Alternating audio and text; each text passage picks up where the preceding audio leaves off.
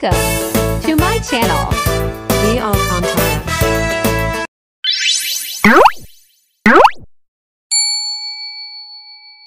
Hi guys! Good morning! For today's video ay i-share ako sa inyo guys. Tingnan nyo to, may nabili ako sa Lazada again.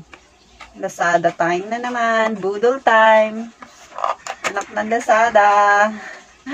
Bali ano guys, binili ko to kasi pag kumakain ako na hindi ko nauubos, tinatalian ko siya ng goma guys. Sumisingaw pa rin, tapos kumukunat pa rin. Kasi pag kumakain ako sa dialysis center, hindi ko nauubos. Bumibili ako ng ngat-ngatin. Hindi siya nauubos. Bali, ito siya. Bumili na ako yung pangsarado. Yung umiinit siya. Ang cute niya kasi ang dali lang niyang gamitin. Para siyang stapler. Yan.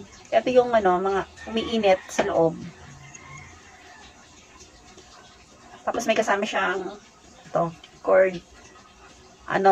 Rechargeable siya. Tapos, pipindutin lang naman siya rito. Dito, yan. Pag umilaw na siya, guys, magi-start na yung niya, yung init niya, at pwede na natin siyang ipangsarado. Example, guys, ito. Sarado ko siya kagabi kasi kumain ako nito. Almonds. Actually, guys, bawal sa amin ng almonds.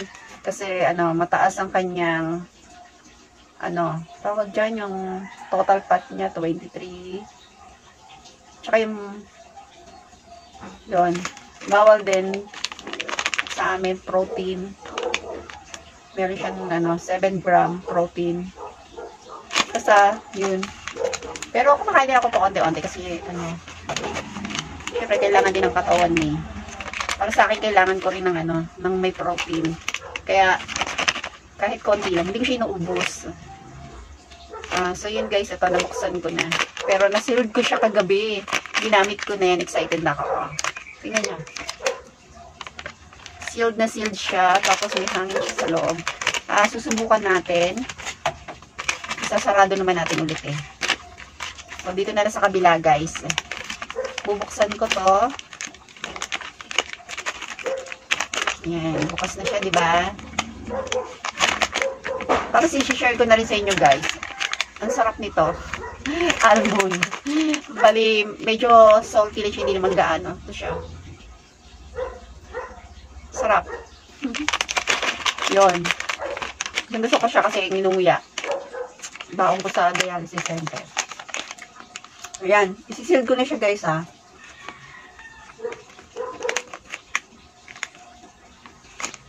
Kahit saan pwede. Ayan. Umiinit siya. And, sobrang sarado.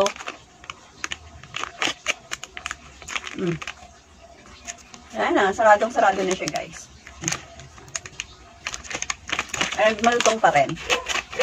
Malutong pa rin yung kinakain mo. Kapag nasarado na maayos. Sarap nito guys Pero, ito talaga yung share ko sa inyo guys. Ang cute nito. Kahit saan pwede, basta yung hindi na super kapal lang. Yung kunyari binuksan ko yung mga sa kusina, tulad niyan yung mga wala kayong malagyan mo ng mga jar, tapos nasa plastic lang siya. Pwedeng i-seal nyo to, tapos pambaon. Pag sa opisina or sa school, kailangan isarado muna na nakalagay sa plastic, yun. Pwede. And ito, pag gusto mo nang patayin, ganito lang. Super, tawag doon, mura lang, tapos, madaling gamitin. At magagamit mo talaga. Kaya guys, pag gusto nyo i-try to, search nyo sa Lazada. Tapos may manual siyang kasama. Ito, Ayan. Dito, English. Pag dito, ayan, Chinese. Marunong mag-Chinese. Pero kung hindi tayo marunong katulad ko, ito English. Daling gamitin. Instruction. So yun guys, ito, sarap nito.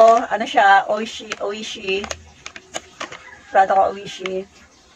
And, sarap papakin. Almond nut, siya. Roasted. Super, sarap. Yun. So yun guys, hanggang dito na lang. At salamat sa mga yung nakakasubaybay ng aking YouTube channel. Salamat sa tulong nyo. At sa mga nakasubscribe, salamat. At sa mga hindi pa po nakakapag-subscribe, please subscribe my channel para maging update po kayo sa aking maibabahagi sa inyo. Baka dun sa mga ibabahagi ko ay may matutunan kayo or may malaman kayo.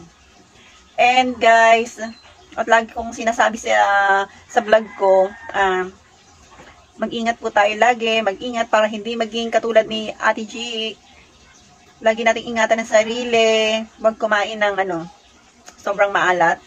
At kung may mga maintenance kayong gamot guys, dapat inumin nyo. Kung ano yung reseta ng doktor nyo, gawin nyo at sundin si Doc. Kasi naging matigas yung ulo ni Ate G noon. Hindi sumusunod sa ng doktor ng maintenance sa binigay. Yun. Ito kaya naging resulta. Sa katigasan ng ulo. Kaya guys, huwag yung gagawin si Ate G and lagi tayo magpipray kay God. So yun guys, muli, bye! And God bless all.